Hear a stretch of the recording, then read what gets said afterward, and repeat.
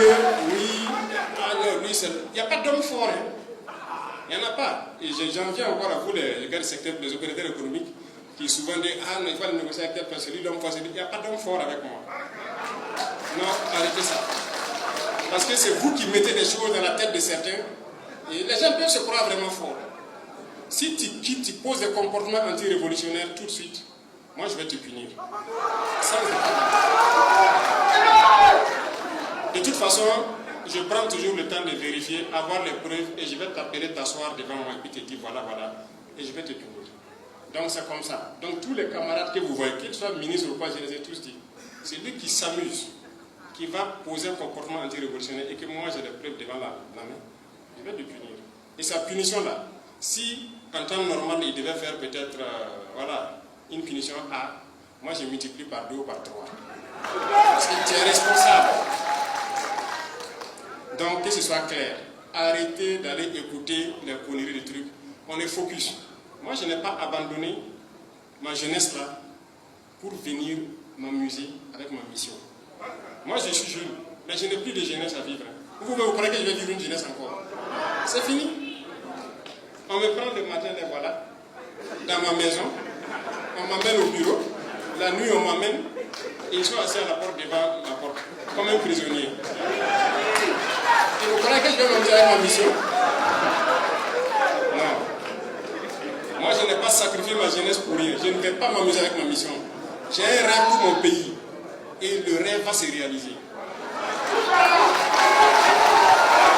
partant de cela, ceux-là qu'on observe, ça fait maintenant 4 ans qu'on observe des gens, on parle à certains. Prenez ça au sérieux. Moi, je ne vais pas sacrifier ma jeunesse et puis laisser quelqu'un qui va venir s'amuser avec moi.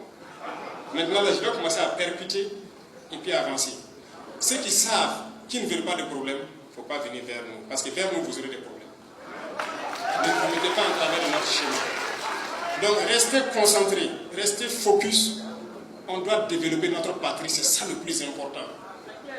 Tout le monde doit manger à sa faim, comme l'a dit le responsable des personnes âgées. Je suis très content d'entendre que nous mangeons au présent de l'indicatif. Ça, c'est une fierté.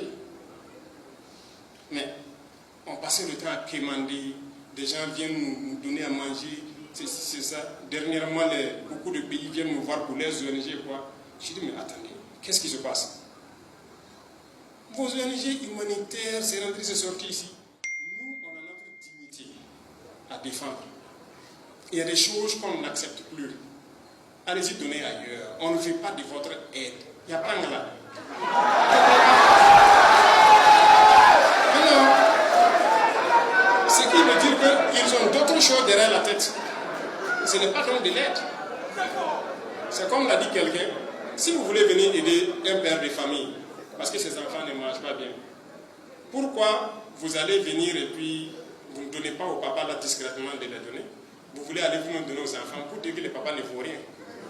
C'est ça que vous voulez dire. Ça ne marche pas. Notre culture n'accepte pas ça. Donc, ils ont utilisé beaucoup de canaux pour nous asservir. J'ai parlé des ONG, l'infiltration dans nos administrations, beaucoup de canaux. Mais on ne va pas accepter. Parce que tout ça, c'est pour nous maintenir et pouvoir bien piller nos ressources. Il est temps que nous tous on comprenne que nos ressources doivent servir à ce que tout le monde ait de l'eau potable à boire. Vous avez parlé du problème d'eau. Mais est-ce qu'on doit continuer à encourager ceux qui boivent le champagne au détriment de tout le monde pour avoir de l'eau potable? Nous ne pouvons pas accepter ça.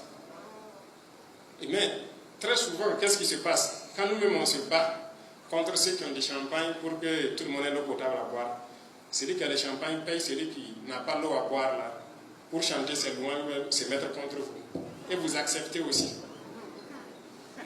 Bibouin, ça se fait ou pas? Hey, ressaisissons-nous. Il y avait des problèmes de Hawaïbia depuis des années. Ça va se résoudre tout de suite. En tout cas, le Premier ministre a lancé des travaux la dernière fois. Je suis passé ce matin, j'ai vu les tuyauteries qui viennent avec force sur Hawaïbia et il y a un barrage qui doit être construit, c'est ça?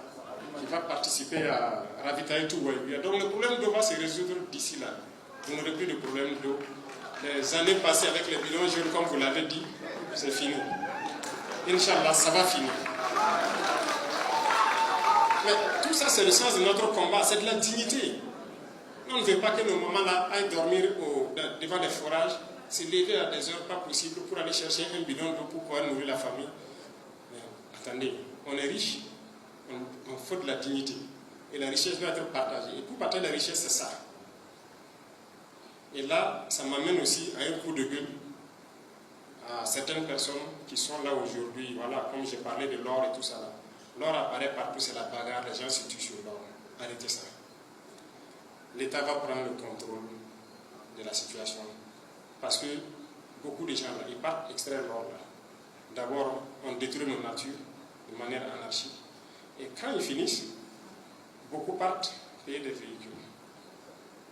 Prenez 1000 personnes qui partent payer des véhicules de 20 millions. Ça fait 20 milliards qu'on a donné comme ça quelque part. Pourtant, on n'a même pas de route pour rouler dessus. Quand vous dites Yahoo pour aller à Ouagadougou, il n'y a pas de route. Mais on fait les routes ou bien on fait quoi? Donc, il faut qu'on se parle, qu'on se comprenne et qu'on puisse construire ensemble. Chacun aura son compte. Mais évitons de dilapider nous-mêmes notre propre richesse. Est-ce qu'on se comprend? Ce n'est que l'introduction. Pour que vous compreniez un peu là où je pars.